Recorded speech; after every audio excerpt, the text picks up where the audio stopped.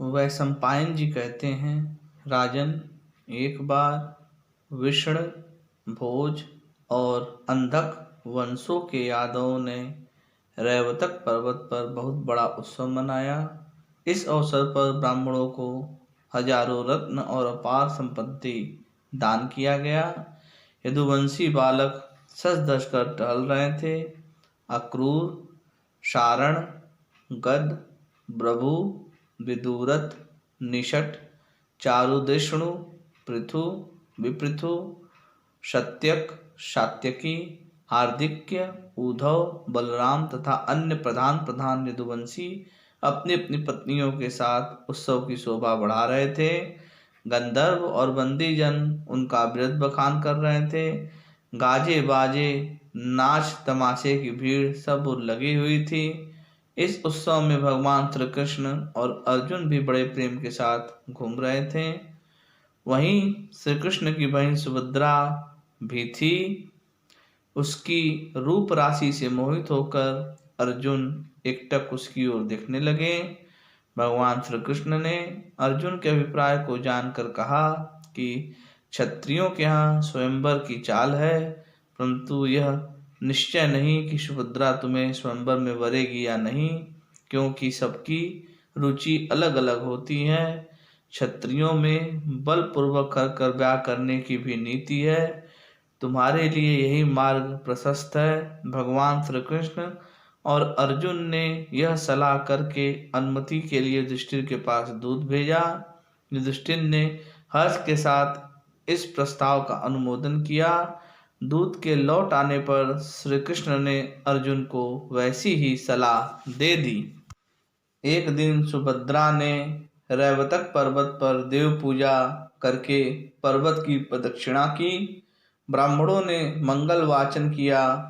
जब सुभद्रा की सवारी द्वारका के लिए रवाना हुई, तब अवसर पाकर अर्जुन ने बलपूर्वक उसे उठाकर रथ में बैठा लिया और उस स्वर्णमय रथ से अपने नगर की ओर चल दिए। सैनिक सुभद्रा हरण का यह दृश्य देखकर चिल्लाते हुए द्वारका की सुधर्मा सभा में गए और वहां सब हाल कह दिया। सभापाल में युद्ध का स्वर्ण चढ़ित डंका बजाने का आदेश दिया। वह आवाज सुनकर भोज, अंधक और विष्णुवंश के यादव अपने अपने जरूरी काम धाम को छोड़कर इकट्ठे होने लगे। सभा भर गई। सैनिकों के मुख से सुभद्रा हरण का वृत्तांत सुनकर यादवों की आंखें चढ़ गईं। उन्होंने अपने इस अपमान का बदला लेना ही निश्चय किया। बलराम जी ने कहा, यदुवंशियों, श्री कृष्ण की बातें सुने बिना तुम लोग ऐसी नासमझी क्यों कर रहे हो? इस झुट मुट के गरजने का अभिप्राय क्या है? इसके बाद उन्होंने श्री कृष्ण से कहा, जनार्दन, तुम्हारी इस चुप्पी का क्या अभिप्राय है? तुम्हारा मित्र समझकर अर्जुन का इतना सत्कार किया गया और उसने जिस पत्तल में खाया उसी में छेद किया। वह उत्तम वंश का होनहार युवक है। उसके साथ संबंध करने में भी कोई आपत्ति नहीं है। फिर भी उसने यह साहस करके हमें अपमानित और अनादरित किया है। उसका यह कार्य हमारे माथे पर पैर रखने के बराबर है। मैं यह नहीं सह सकता। मैं अकेला ही समस्त कुरुवंशियों के लिए काफी हूँ। मैं अर्जुन की ढिठाई क्षमा नहीं कर सकता। बलराम जी की वीरोचित बात सुनकर सब यदुवंशियों ने अनुमोदन किया। सबके अंत में भगवान श्री कृष्ण ने कहा, अर्जुन ने हमारे वंश का अपमान नहीं सम्मान किया है। उन्होंने हमारे वंश की महत्ता समझकर ही हमारी बहन का हरण किया है, क्योंकि उन्हें स्वयंवर के द्वारा उसके मिलने में संदेह था। उनका काम क्षत्रिय धर्म के अनुरूप हुआ है और हमारे योग्य है। सुभद्रा और अर्जुन की जोड़ी बहुत ही सुंदर होगी। महात्मा भरत के वंशधर और कुंती भोज के दौहित्र को कन्या देकर नाता जोड़ना भला किसे नापसंद होगा। अर्जुन को जीतना भी भगवान शंकर के अतिरिक्त और किसी के लिए दुष्कर है।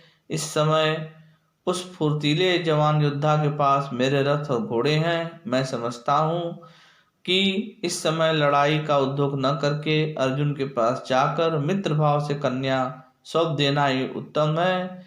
कहीं अर्जुन ने अकेले ही तुम लोगों को जीत लिया और कन्या को हस्तिनापुर ले गया तो यदुवंशी की बड़ी बदनामी होगी।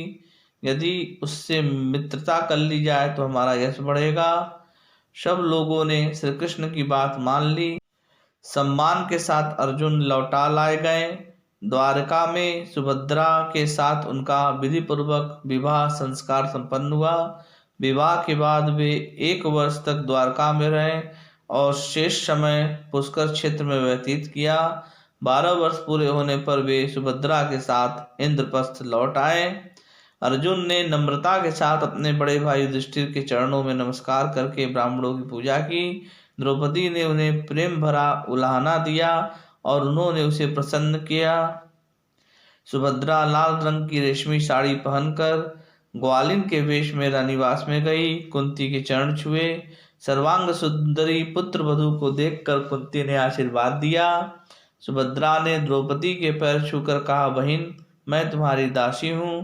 द्रौपदी ने प्रसन्नता से भरकर उसको गले से लगा लिया।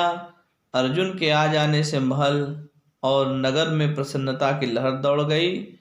जब द्वारका में यह समाचार पहुंचा कि अर्जुन इंद्रप्रस्थ पहुंच गए, तब भगवान श्री कृष्ण, बलराम, बहुत से श्रेष्ठ यदुवंशी, उनके पुत्र पौत्र तथा बहुत सी सेना भी इंद्रप्रस्थ के लिए रवाना हुई। उनके शुभागमन का समाचार सुनकर युधिष्ठिर ने नकुल और सहदेव को अगवानी करने के लिए भेजा। सारा इंद्रप्रस्थ झंडियों और फूल पत्तों से सजा दिया गया। सड़कों पर छिड़काव किया गया। चंदन और अगर की सुगंध चारों ओर फैल गई। श्री कृष्ण और बलराम ने राजभवन में पहुंचकर सबके साथ प्रणाम, आशीर्वाद आदि का उचित व्यवहार किया। सबकी यथायोग्य आवाभगत की गई। भगवान श्री कृष्ण ने सुभद्रा के विवाह के उपलक्ष्य में बहुत सा दहेज दिया। सब लोग राजभवन में रहकर आमोद प्रमोद करने लगे। पांडवों के आनंद का ठिकाना न रहा। यदुवंशी तो कुछ दिनों तक वहां रहकर द्वारकापुरी चले गए, परंतु भगवान श्री कृष्ण कुछ समय के लिए अर्जुन के पास इंद्रप्रस्थ में ही रह गए। समय आने पर सुभद्रा के गर्भ से एक पुत्र उत्पन्न हुआ। उसका नाम अभिमन्यु रखा गया। उसके जन्म के अवसर पर युधिष्ठिर ने 10,000 गौवें, बहुत सा सोना और रत्न धन आदि का दान किया। अभिमन्यु पांडवों को, श्री कृष्ण को और पूर्ववासियों को बहुत प्यारे लगते थे। श्री कृष्ण ने उनके सब संस्कार संपन्न किए। वेदा अध्ययन के बाद उन्होंने अर्जुन से ही धनुर्वेद की शिक्षा ग्रहण की।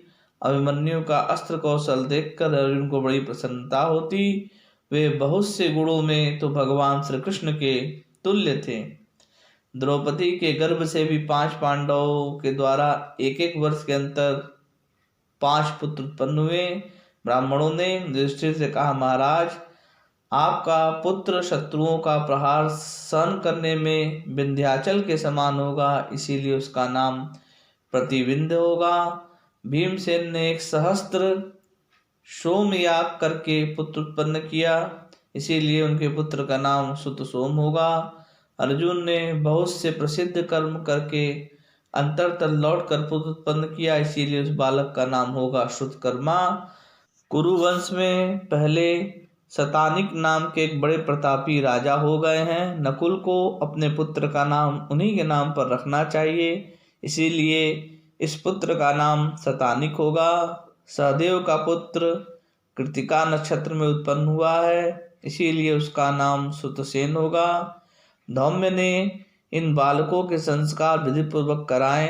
बालकों ने वेद पाठ समाप्त करके अर्जुन से दिव्य और मानुष युद्ध की अस्त्र शिक्षा प्राप्त की।